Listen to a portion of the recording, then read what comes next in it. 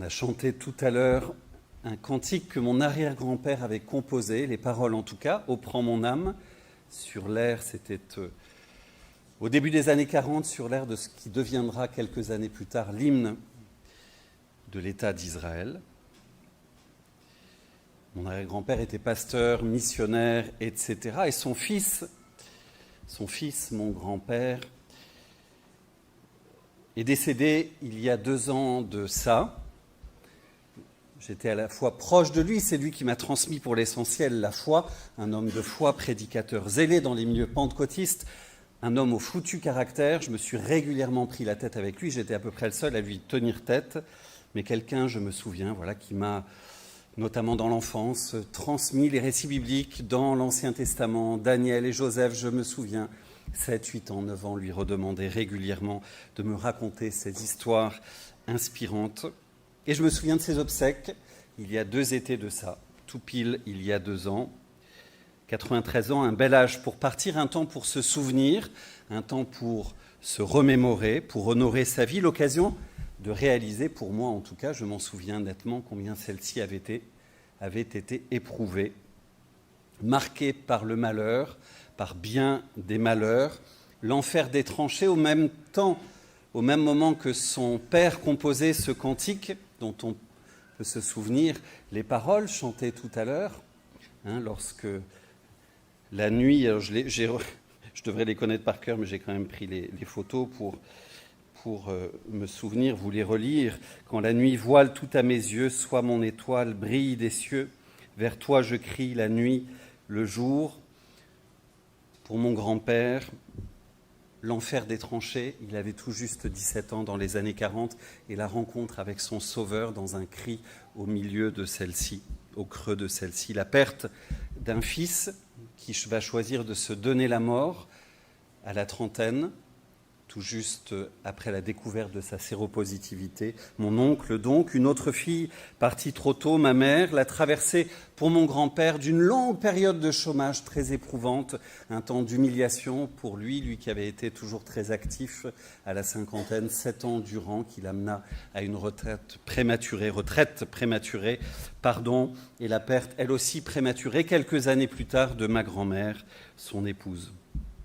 Lui, dont la foi, je vous l'ai dit tout à l'heure, était exemplaire, vivante, lui dont la foi a tenu, d'une inspiration, vous l'avez compris, décisive pour moi. Comment a-t-il traversé tout cela?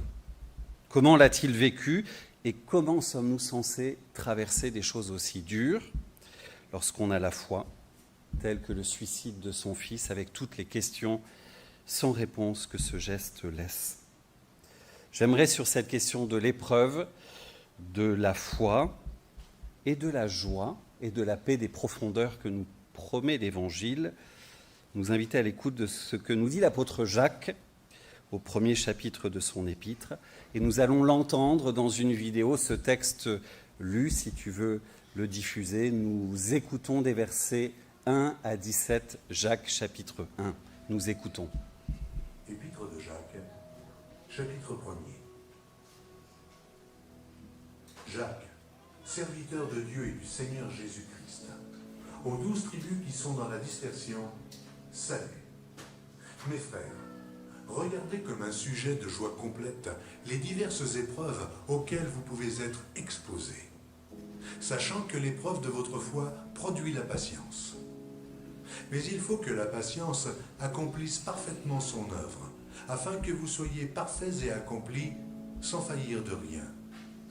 Si quelqu'un de vous manque de sagesse, qu'il la demande à Dieu, qui donne à tous, simplement et sans reproche, et elle lui sera donnée. Mais qu'il la demande avec foi, sans douter. Car celui qui doute est semblable au flot de la mer, agité par le vent et poussé de côté et d'autre. Qu'un tel homme ne s'imagine pas qu'il recevra quelque chose du Seigneur. C'est un homme irrésolu, inconstant dans toutes ses voies. Que le frère de condition humble se glorifie de son élévation. Que le riche, au contraire, se glorifie de son humiliation, car il passera comme la fleur de l'herbe. Le soleil s'est levé avec sa chaleur ardente, il a desséché l'herbe, sa fleur est tombée, et la beauté de son aspect a disparu. Ainsi, le riche se flétrira dans ses entreprises. Heureux l'homme qui supporte patiemment la tentation, car après avoir été éprouvé, il recevra la couronne de vie que le Seigneur a promise à ceux qui l'aiment.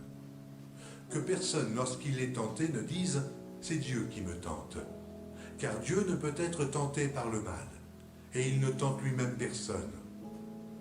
Mais chacun est tenté quand il est attiré et amorcé par sa propre convoitise. Puis la convoitise, lorsqu'elle a conçu, enfante le péché, et le péché étant consommé, produit la mort.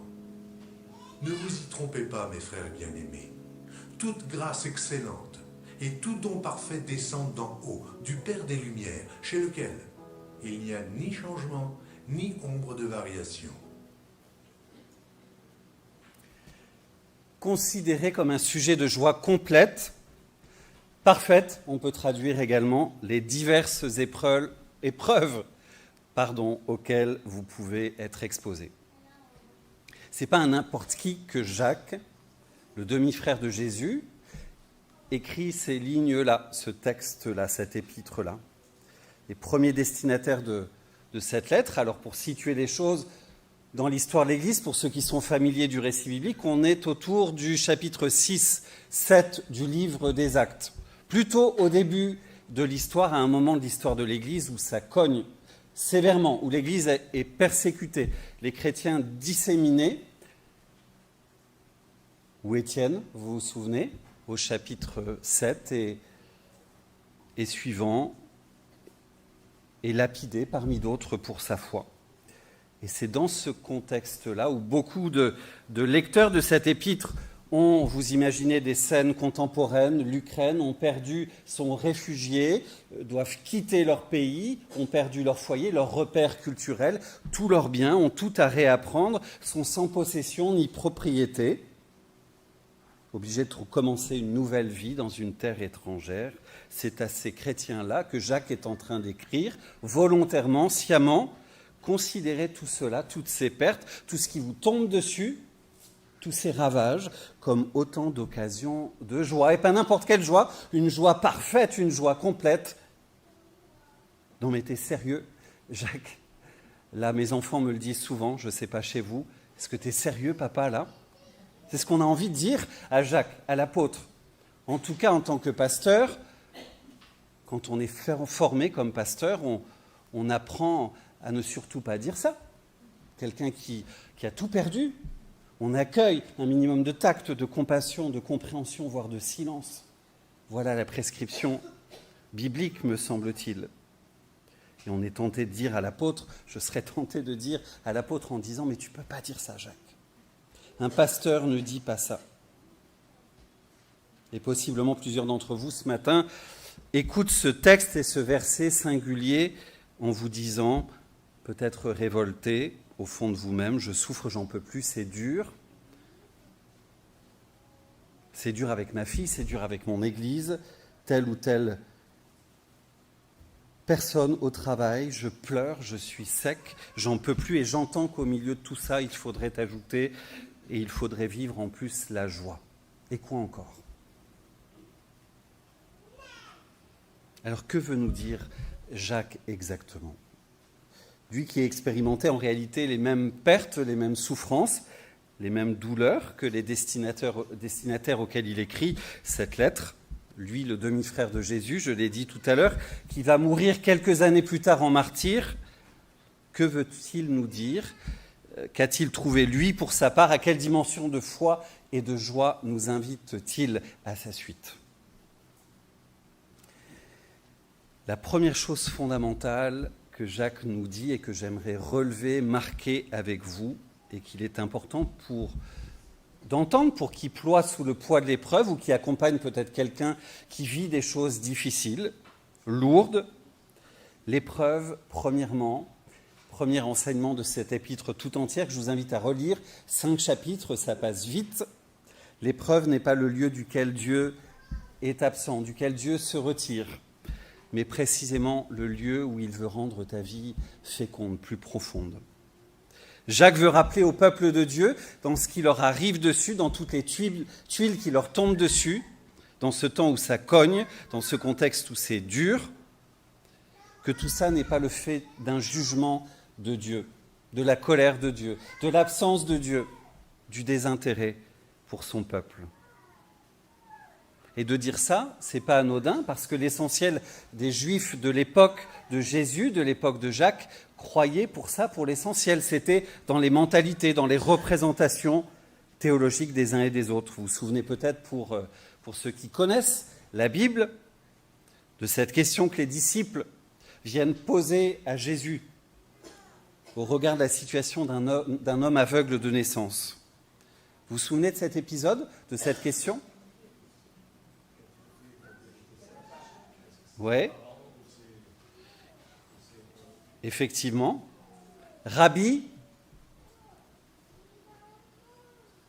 qui a péché, cet homme ou ses parents, pour qu'il soit né aveugle ?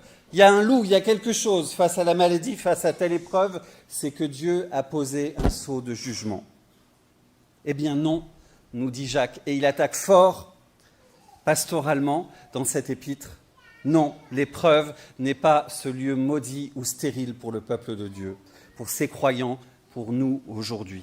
Mais elle est au contraire, je le redis, le lieu où Dieu veut agir, là où il veut te permettre d'aller plus loin et plus profond, afin qu'au bout de l'épreuve, au bout du parcours, ta foi soit complète, que rien ne lui manque, nous dit Jacques dans cette belle expression au verset 4.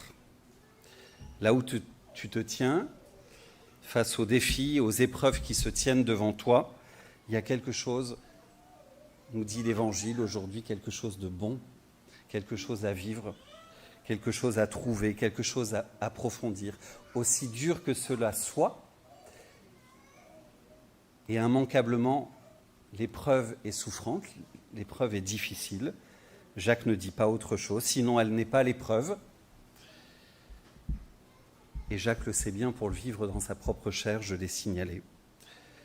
Au passage, et c'est quelque chose d'important à entendre, là encore pour vous qui vivez peut-être quelque chose de difficile ou qui accompagnez quelque chose de difficile, vous vivrez peut-être quelque chose de difficile demain ou accompagnerez demain quelque chose de douloureux, nous rappeler ensemble que dans la spiritualité biblique, la douleur, la souffrance, ce qui fait mal n'est pas nié.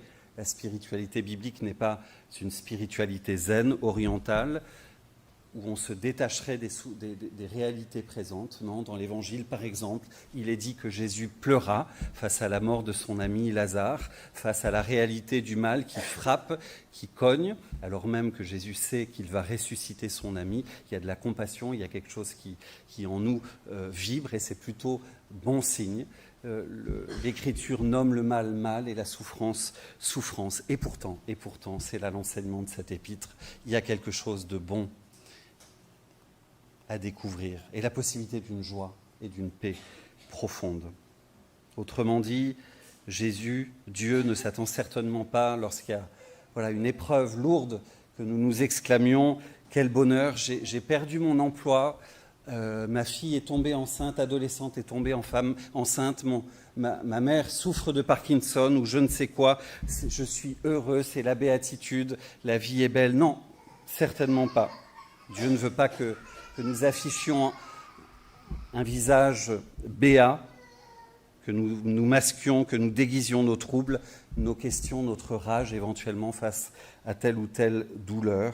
Il ne cherche pas des saints en acier qui refuseraient de ressentir, d'éprouver, de dire ce qui fait mal, qui nierait leur tristesse. La communauté chrétienne ne doit pas être ça, au contraire, elle doit être un lieu de vérité, un lieu où on sait dire ce qui nous touche. Mais Dieu aimerait que dans notre marche avec lui, nous parvenions au point où nous puissions être joyeux au milieu d'une fournaise ardente, d'un désastre financier, d'une maladie humiliante ou encore d'une tragédie familiale. Et on va essayer de comprendre de quelle dimension de joie il s'agit maintenant. La deuxième chose que nous dit Jacques,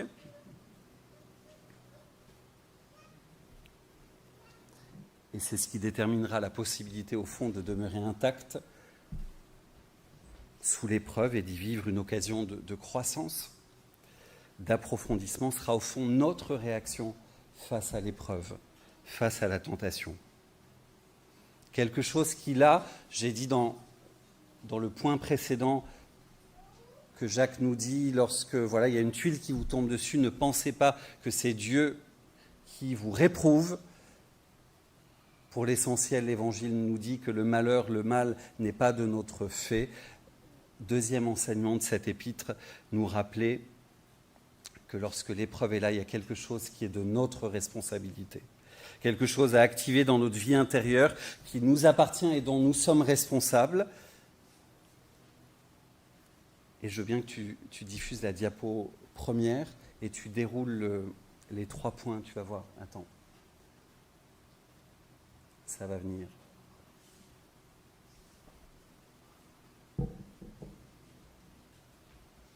Voilà, déroule. Encore, appuie.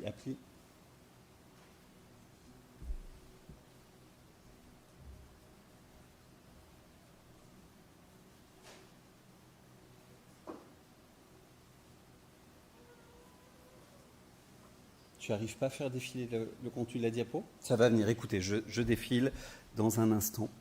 Vous avez peut-être remarqué dans la lecture de notre texte qu'il y a ces 2 notions qui apparaissent, qui sont tour à tour sollicitées, la notion d'épreuve et de tentation. Et ce qui est moins apparent dans nos traductions, c'est que c'est en réalité le même mot, merci beaucoup, en grec, qui est présent dans le texte, peirasmos en grec. Le même mot pour désigner 2 réalités différentes, l'épreuve et la tentation. Le même mot qui est employé au verset 2 et au verset 13, et que nos traductions, pourtant, et à juste titre, ont voulu rendre par 2 notions différentes, épreuve et tentation. Et c'est présent dans toutes les traductions françaises, c'est pas pour rien.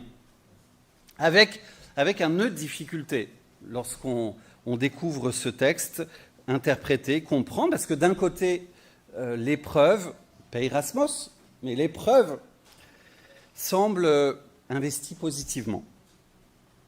À envisager, je l'ai dit déjà, comme quelque chose, la possibilité de croître, de vivre quelque chose avec Dieu, à envisager avec Dieu. Et de l'autre, Paul va mettre le paquet pour dire que la tentation, peirasmos toujours, mais la tentation est une réalité étrangère à Dieu. Une réalité avec laquelle Dieu ne copine pas, et que cette réalité de tentation conduit même à la mort. Comment comprendre ce que Jacques veut nous dire sous ces 2 notions ? Il y a là une clé pour nous ce matin, pour éclairer notre réaction, notre responsabilité face aux choses difficiles qui nous tombent dessus. Comme en français, vous savez, un mot peut revêtir plusieurs sens en fonction du contexte. On va comprendre le mot feuille, par exemple, en regardant le paragraphe autour, on va comprendre qu'il s'agit soit d'une feuille de papier, soit une feuille d'arbre, ou je ne sais, ou de tabac éventuellement. On va regarder, c'est le contexte qui nous dit, qui nous indique. Ici, le mot peirasmos va désigner 2 mécanismes de réalité qui se distinguent par leur finalité.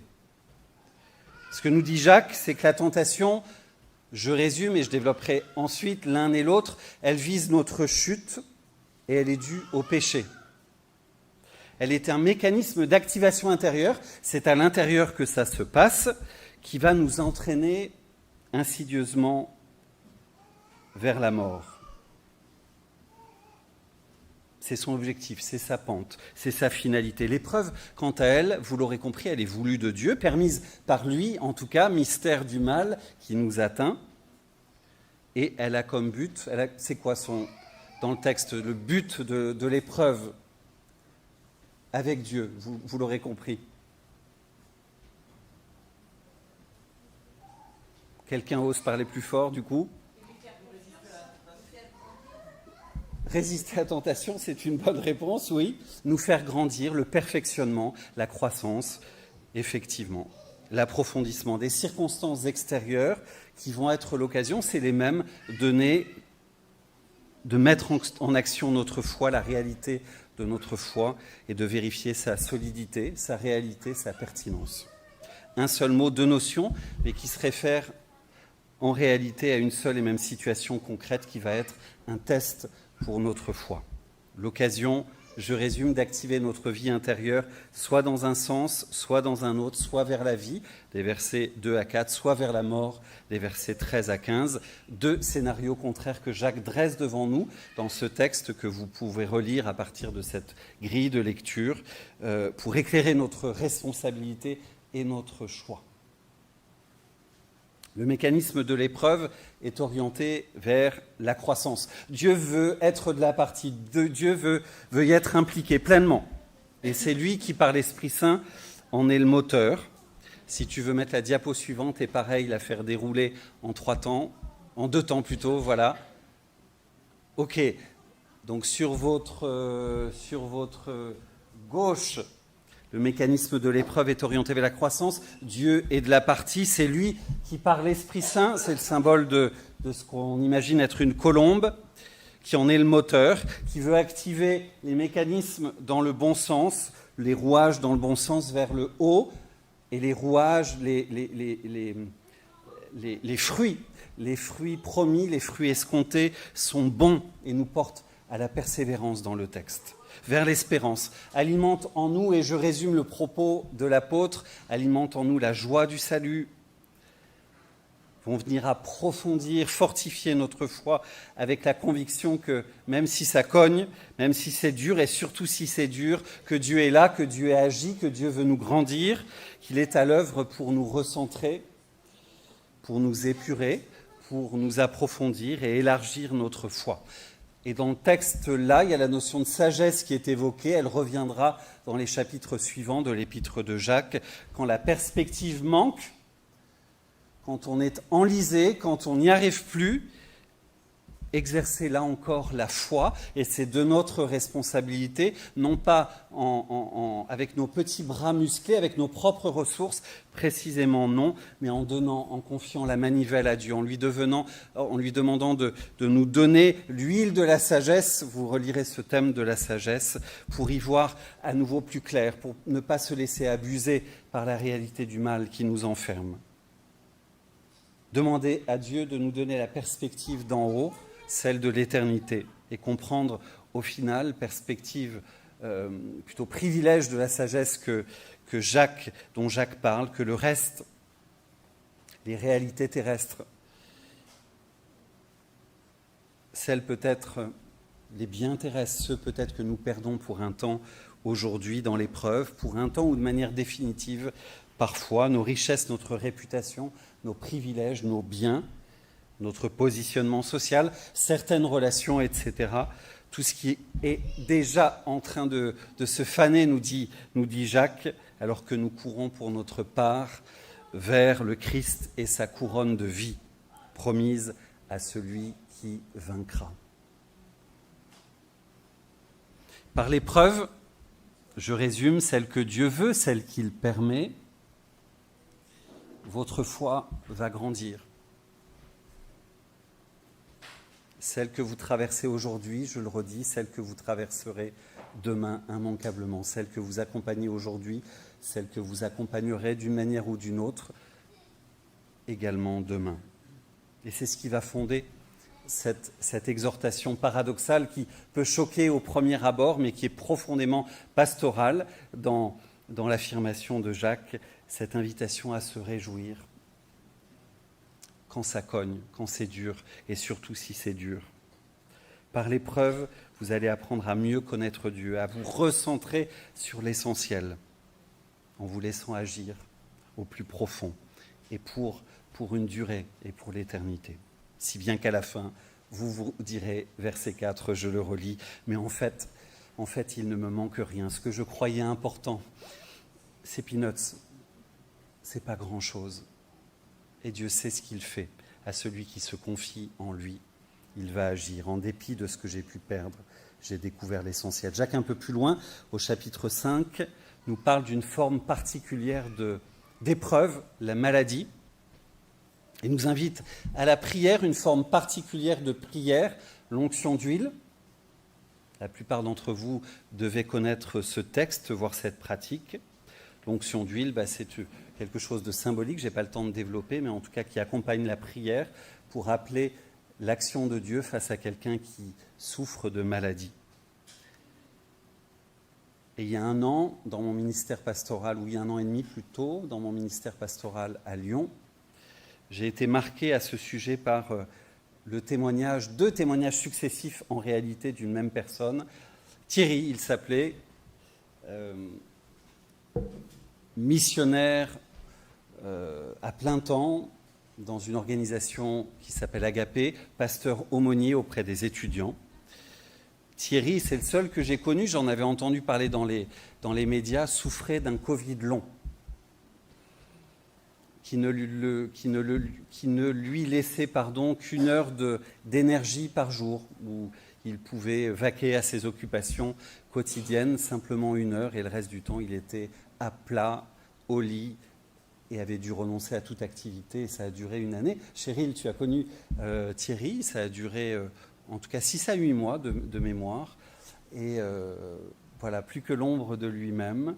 On priait pour lui, il était dans notre groupe de quartier, Thierry, il avait rejoint notre église, et un jour il m'appelle, il me dit « Erwan, j'aimerais te parler, viens me voir », je le vois, et il me dit « J'aimerais témoigner à l'Église de ce que Dieu fait dans ce temps d'humiliation, d'épreuve où j'ai tout perdu, toutes mes ressources, tout ce qui faisait mon identité, c'est-à-dire le ministère, tout ce qui faisait ma joie, l'action, le témoignage, et je ne suis rien, je ne peux plus rien faire. Et c'est là que Dieu m'a trouvé, m'a rappelé à lui, et que je l'ai découvert comme jamais, comme un père. J'ai découvert la joie du salut comme jamais. Et je veux bénir Dieu pour ce qu'il m'a permis d'approfondir. Et je veux en parler à l'Église, en témoigner. Alors on a programmé le témoignage, très bien. Un dimanche suivant, il est venu, dans l'heure où il avait son énergie, témoigner de ça à l'Église avec beaucoup d'émotion, beaucoup de profondeur. Quelque chose d'encourageant, de stimulant, un appel aux profondeurs. Thierry, voilà, et le soir, c'était un dimanche du coup, dimanche soir, j'ai une sœur de l'Église, une sœur africaine qui m'appelle pour me dire « Pasteur, pendant que Thierry témoignait, c'était vraiment un beau témoignage, mais pendant qu'il témoignait, j'ai eu cette pensée, alors c'était pas son habitude, c'était pas son habitude forcément, et elle me dit, une voix en moi m'a dit Dieu veut le guérir, Dieu veut le guérir. Et elle me dit, je n'ai pas osé lui dire quand même, il venait nous inviter dans l'épreuve, dans la maladie, etc., à rechercher Dieu, et c'était beau et c'était fort ce qu'il nous disait, je n'ai pas osé qui je suis, moi, mais je voulais quand même te le dire, pasteur. Je dis, mais merci, je vais le dire à Thierry. J'appelle Thierry, je lui fais cette invitation à ce que l'on prie pour lui, et je lui propose l'onction d'huile. Précisément, on avait connu cette pratique plusieurs fois dans l'Église, dans les années précédentes. Première réaction de sa part, c'est non. Voilà, quelque part, Dieu est avec moi et je veux continuer à vivre dans cet état de faiblesse, continuer à marcher avec Dieu. Je respecte absolument. Il me rappelle peu de temps après, il me dit « Je suis prêt, allons-y, faisons l'onction d'huile ». L'onction d'huile a été faite et à l'instant où nous avons prié pour lui, il a recouvré totalement toute son énergie et il a repris dans les jours qui suivaient toute son activité. Simplement pour dire, et je trouve que c'est marquant, dans l'une et l'autre des étapes, Dieu a agi. Dieu a agi sans guérir, Dieu a agi en guérissant. Dieu a agi dans l'épreuve à chacune des étapes. C'est une invitation à rechercher Dieu et à s'attendre à lui, comme il veut, quand il le veut. C'est ce que nous dit Jacques. Recherchez Dieu, recherchez sa présence, son action, faites-lui confiance. Confiez-lui votre vie, votre corps, votre situation, votre couple, votre travail. Il répondra soit en vous permettant de recouvrer ce que vous avez perdu, soit en vous donnant l'essentiel au regard de ce que vous avez perdu. Dans la diversité des circonstances, Dieu nous invite à la confiance, à l'abandon, à le rechercher lui, non pas les biens que nous avons perdus, mais lui, et il sait ce qu'il va en faire, ce qu'il veut faire de nos vies. Une invitation à s'attacher toujours plus profondément à la vie de son royaume. Dieu prend soin de ses enfants et ne les lâche pas. C'est le propos de la couronne de vie jusque dans l'éternité, permettant que nous ne souffrions pas au-delà de nos capacités à endurer l'épreuve. J'avance. À l'inverse, le mécanisme de la tentation, développé des versets 13 à 15, fait tourner, tu peux remettre la diapo si tu veux bien, fait tourner les rouages, le mécanisme dans l'autre sens, dans le sens contraire. C'est un mécanisme qui conduit à notre perte. Le moteur en est le péché ou la chair, pour reprendre cette notion biblique, c'est-à-dire l'homme livré à ses propres ressources, l'homme abandonné à ses propres ressources, qui va compter sur lui-même, sur justement ses petits bras musclés. Dieu est absent de ce mécanisme. Vous vous souvenez, c'est à l'intérieur que tout ça se joue. Dieu est absent et ne peut être tenu pour responsable de ce qui se joue, de ce qui s'active. Il n'est pas engagé là-dedans. C'est pour ça que Jacques va dire que personne, lorsqu'il est tenté, dans le sens de ce scénario-là qui conduit vers la mort, ne dise « c'est Dieu qui me tente », précise Jacques. Face à la tentation, face à une situation troublée, douloureuse, dans l'adversité, face à tout ce que connaissent ces chrétiens-là, il y a 2000 ans, face à ce que nous pouvons connaître de compliqué, de douloureux aujourd'hui, c'est la tentation finalement de vouloir fonctionner sans Dieu, de vouloir se dépatouiller tout seul, plutôt que de se tourner vers lui, comme dans le premier schéma, le premier mécanisme, plutôt que de demander son intervention, sa sagesse, son secours, son travail intérieur, s'en remettre à lui faire confiance. C'est un chemin mortel de repli, avec ce refrain intérieur que nous connaissons tous naturellement, qui nous est malheureusement trop familier. Dieu me tente, Dieu me met dans cette situation pourrie, et je lui en veux. Je lui en veux. Pourquoi me fait-il ça? Pourquoi moi qui lui ai été si fidèle, comme mon grand-père peut-être, pourquoi permet-il ça? Pourquoi? Et pourquoi je ferai confiance à un Dieu comme ça? Et alors, toutes sortes de choses se mettent en place dans notre tête, dans notre foi.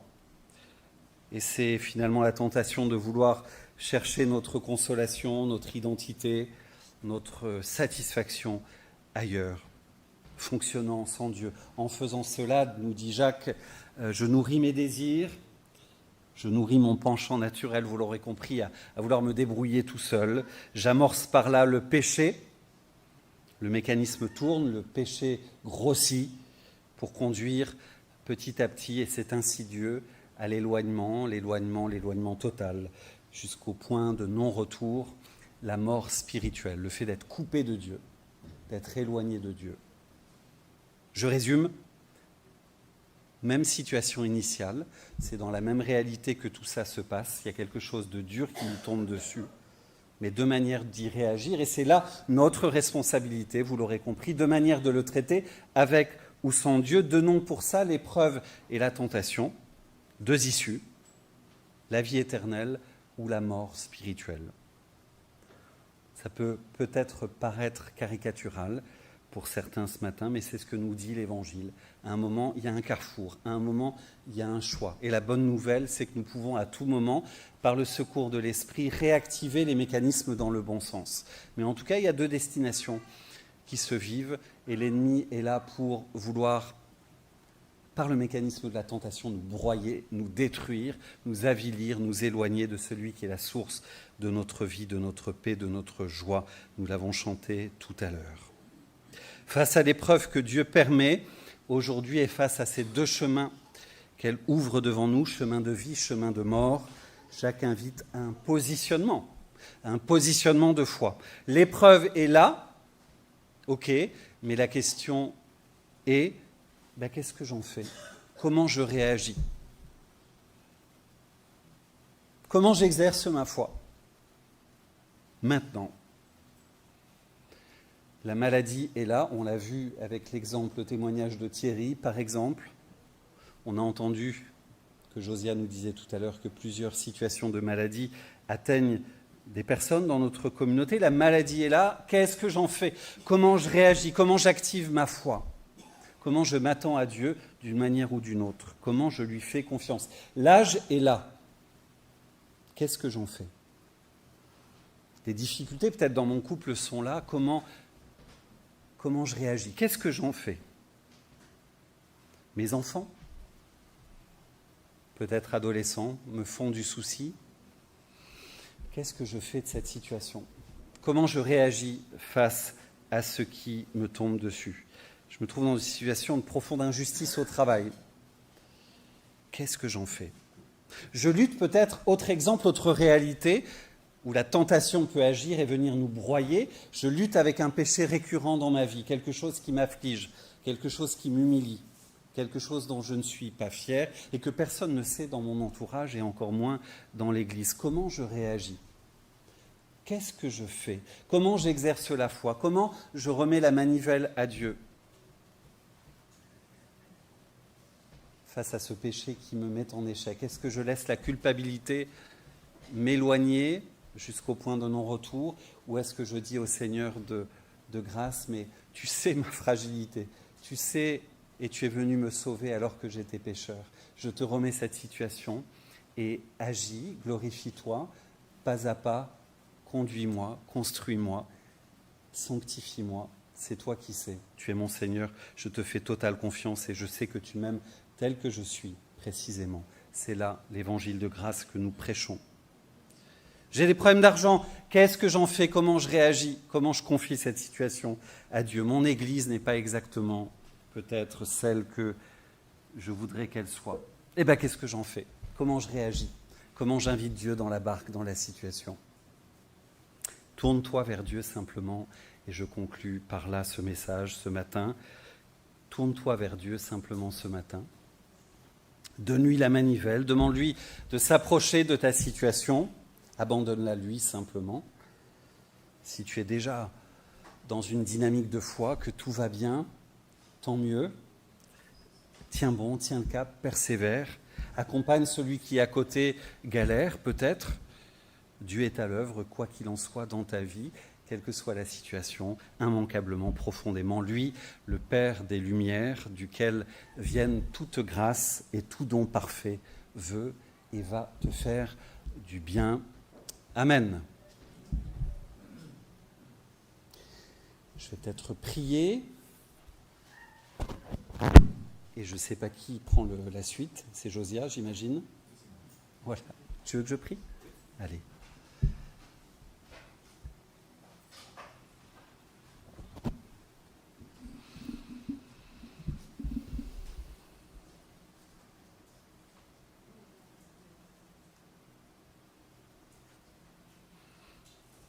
Tu es notre Dieu, notre Père, notre bon Père, toi qui es venu vers nous au milieu de notre faiblesse, toi qui nous connais, toi qui produis en nous la foi, toi qui garantis celle-ci. C'est à toi que nous nous confions, c'est à toi que nous confions nos vies, c'est pour toi que nous voulons vivre. C'est devant toi que nous voulons agir et bien agir. Être agréable, produit dans nos cœurs cette foi, cette paix et cette joie des profondeurs, celle qui sait pour qui elle vit, à qui elle appartient. Seigneur, à toi notre vie. Dans ce que nous vivons, viens agir, viens te glorifier, viens nous recentrer, viens nous faire grandir. Permets-nous, dans la communauté de l'Église, de savoir accompagner, bien accompagner avec des paroles ajustées ceux et celles qui galèrent, qui souffrent, peut-être qui se sont éloignés de toi, qui ont pris la mauvaise pente, la mauvaise direction. Que nous soyons des frères et des sœurs les uns pour les autres, apprenons à vivre en vérité et avancer par la foi. Seigneur, c'est toi qui agis dans nos vies. Prends soin de nos vies et de notre communauté. Amen.